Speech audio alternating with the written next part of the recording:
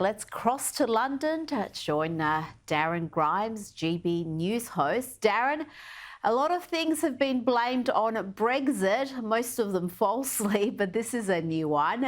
Musician Rufus Wainwright is blaming the failure of his musical opening night on Brexit. The West End show, described by The Telegraph as a pretentious, convoluted mess, was forced to close 2 months early, and there were reports of audience walkouts. But according to Wainwright, it's all due to Brexit.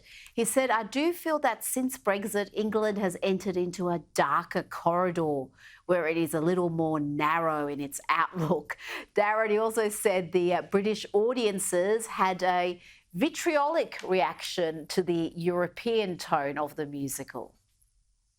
Oh, goodness me. Where do you start with this one? I mean, he called it opening night. Everyone that saw the damn thing wanted it to be the closing night. That's the way in which it failed. You know, these Ramonas, this is like Trump derangement syndrome, this Brexit derangement syndrome. They blame Brexit for every little thing. And this posh little songbird, Rufus Wainwright, having a right old meltdown because this dud of a West End musical bombed, right? It was clearly a stinker to try and pin this on us pesky leavers, right? Apparently quitting the EU has made us all close-minded thickos who couldn't appreciate a European theatrical rhythm, as if the West End crowd aren't just a bunch of Guardian reading Remainers themselves. I mean, you just quoted their Bible, the Guardian. They didn't like the damn thing.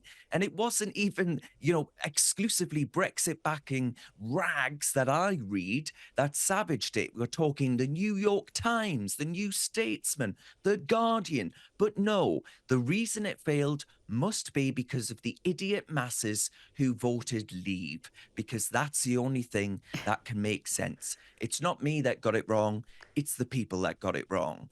It's the kind of thing that we've grown used to. But, we only had the other week, apparently lorries crashing into bridges was blamed on ditching Brussels rules last week by the comedian David Baddiel. And the physicist Brian Cox, well, he said we need to overturn our biggest democratic vote for anyone or anything in our history to save us from Donald Trump. I mean, these people have been driven mad by Brexit. They can't accept that 17.4 million people wouldn't actually agree with them on something, and therefore they've lost complete control of the culture of their country. They can't handle it. These celebs and Ramona mates, they think the great unwashed are going against their wisdom in 2016.